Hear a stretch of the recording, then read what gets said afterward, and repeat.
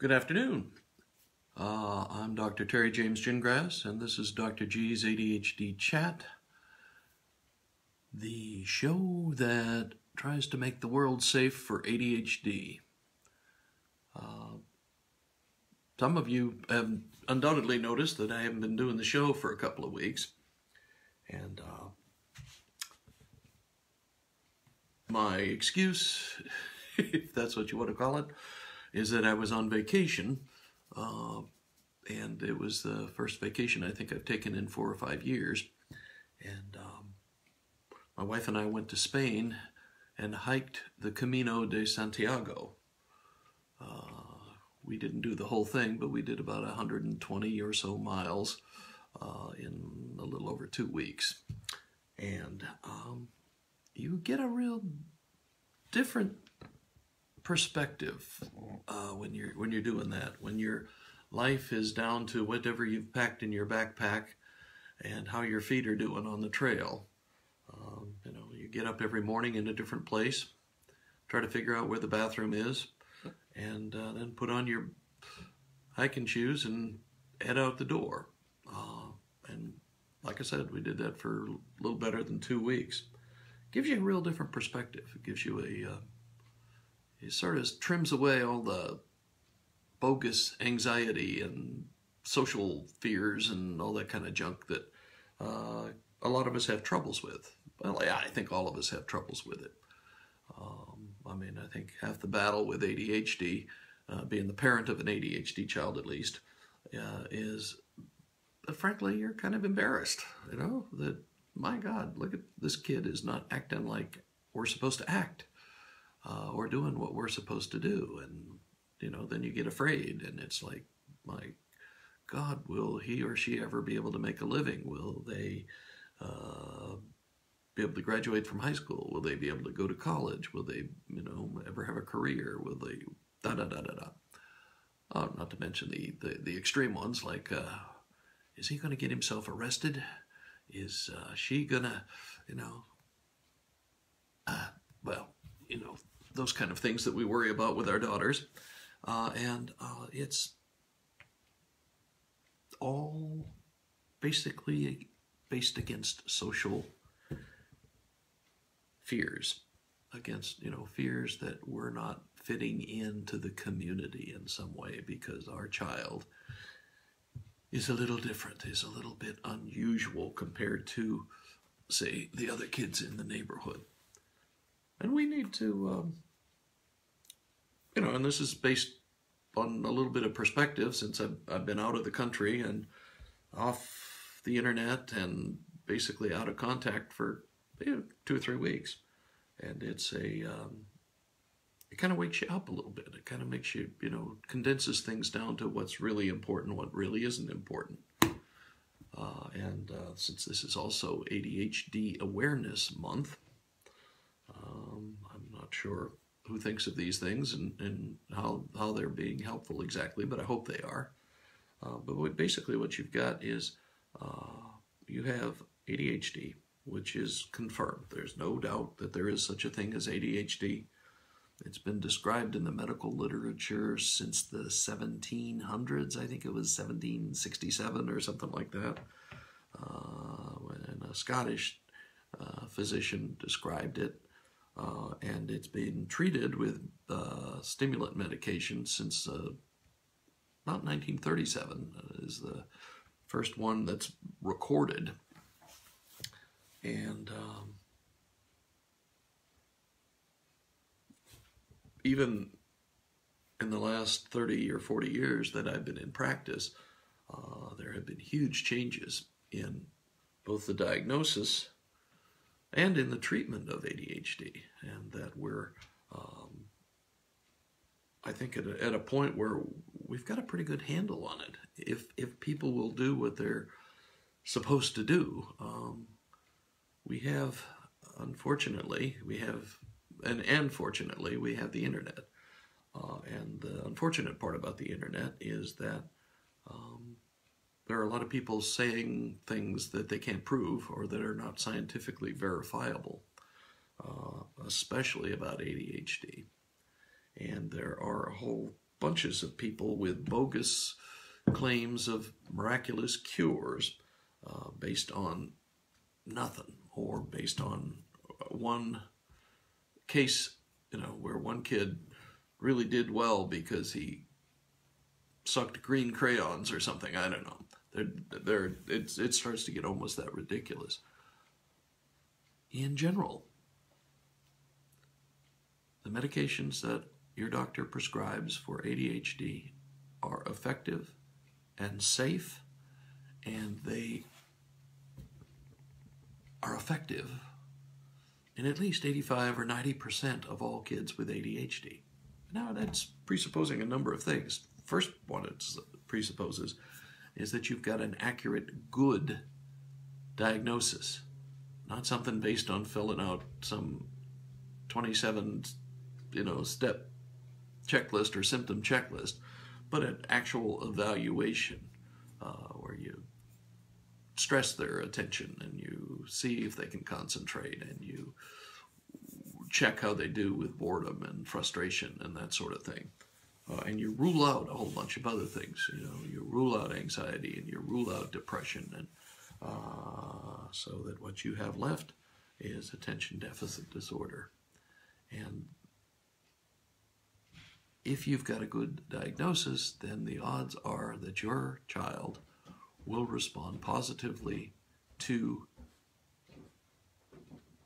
whatever medication your doctor prescribes, but most commonly are still stimulants. And we have another group of medications now, but the acceptance level on them is not as good as it is for the stimulants. And that's, like I say, the stimulants have been around almost 100 years now, and they have been very effective, and they have very few side effects. The other thing you got to watch out for, though, is when you put your child on stimulant medication, you have got to make sure that you are not, say, polluting the ground. But by that I mean that you're not so scared of this medication that you're transferring that fear to your child. And I've seen that happen a lot, okay? If one or the other of you is just kind of freaked out about this medication, and you're sure horrible things are going to happen.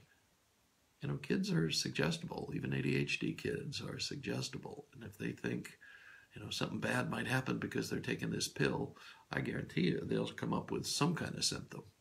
It may not make sense, at least, to a scientific practitioner and somebody who's familiar with the neurophysiology of the medication. It may not make sense, but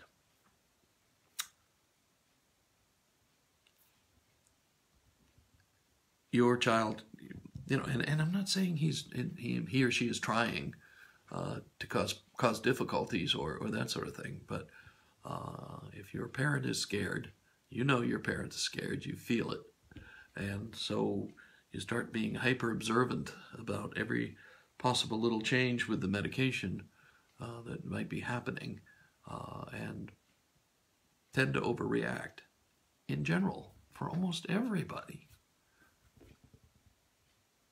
The medication is effective. Okay, I mean, like 85 or 90%, that's huge. That is a huge, overwhelming number of people who have a positive response to the medication.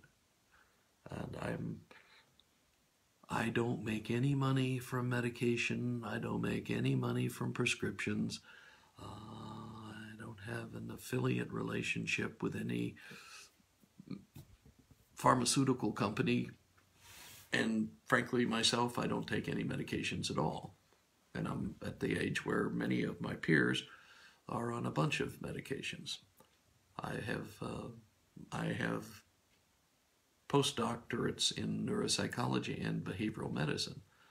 And I probably use the behavioral medicine most for myself, keeping my body in good enough shape that I am not becoming a biochemical experiment. And I'm not doing this to brag. I'm just saying that I have the luck to have inherited reasonably solid physical equipment, and the good sense to take reasonable care of it. You know, I don't smoke. I drink minimally. My biggest weakness is probably Reese's peanut butter cups. Maybe Snickers, but that's it. And so I'm at a, fairly, well, I could retire, let's put it that way. And in spite of that, I'm in, well, probably most people would say excellent health. And I just finished hiking 120 miles or so in Spain, so I guess that further evidences it. But from the perspective of having just spent 3 weeks out of the country and out of contact and all that stuff, I think the thing we need to take when we're aware that we have a child with ADHD, when we have got proof that that's what's going on, that we have, first of all, we need, in all situations where there are difficulties, you need to look at your own responses first. Okay, because with a child, you have a whole bunch of potential to make it easy or make it hard. In my generation, when my youngest was being diagnosed and we didn't know what the heck to do and that sort of stuff, we fell back on, the old-fashioned methods, the behavior modification kind of approach, reward the behavior you like and punish the behavior you don't like. But a lot of times we were punishing for behavior my child had no control over. And I will regret that forever, but that's what it was, and that was based on ignorance on not just my part, on pretty much the whole medical community's part. We just didn't know enough about it, and if even it was real, to have good approaches to treating ADHD. And I think the force, fear, and punishment kind of model, hopefully, is fallen away and is not being used as much anymore. People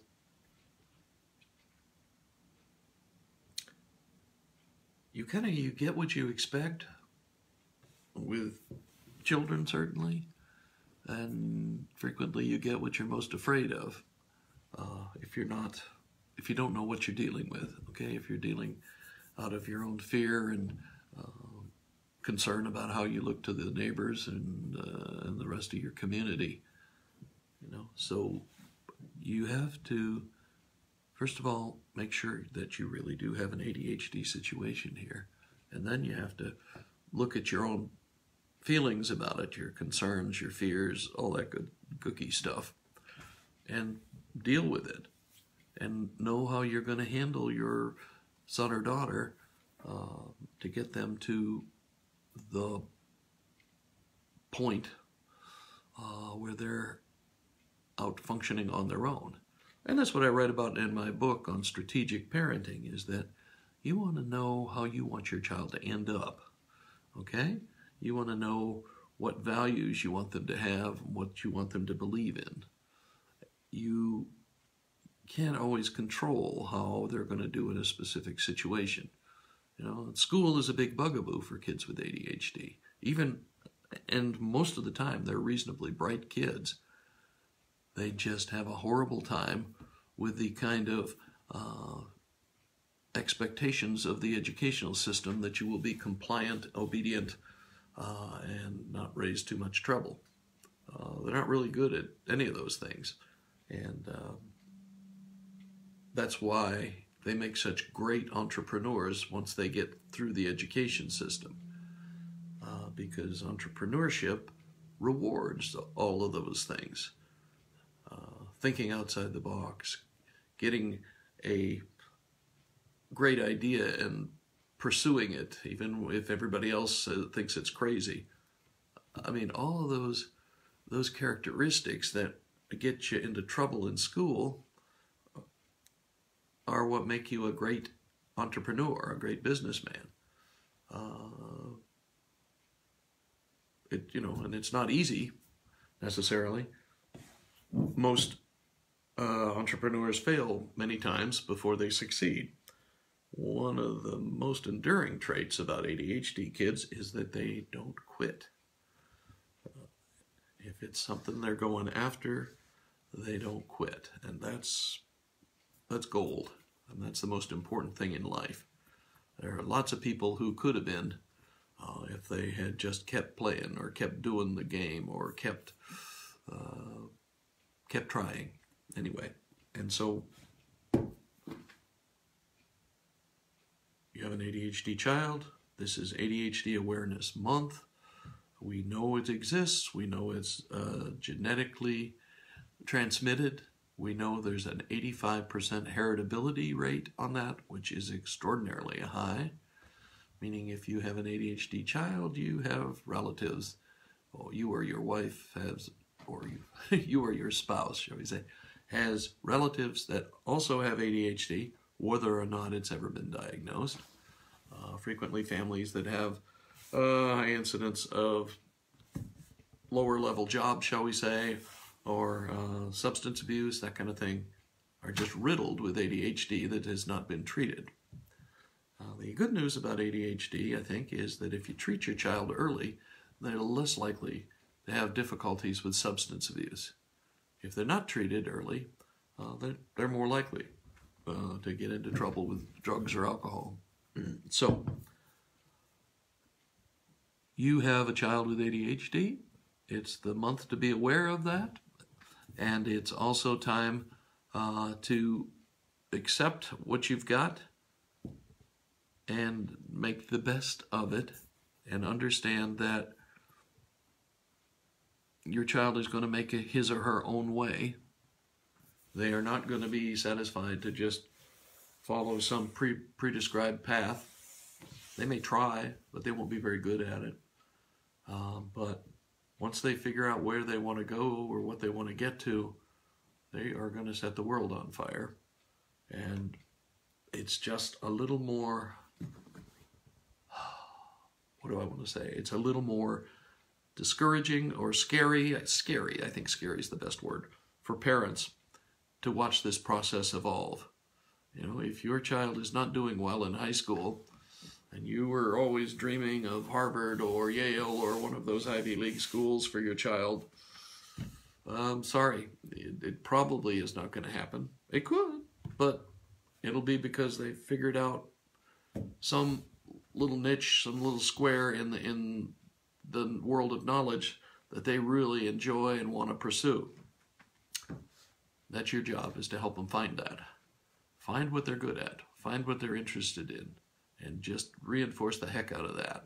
Because that's where they're going to go. That's what they're going to do with their lives. And your job is to encourage that. And your job also is really difficult because you have to fight against having them be discouraged and not thinking they can do much. And you know, there are a lot of messages in the community that'll tell them that. You know, coaches and teachers and the whole school system, they will likely have some problems in those areas, and you've got to get them past that. And that means you're not going to freak out on top of having the teacher freak out.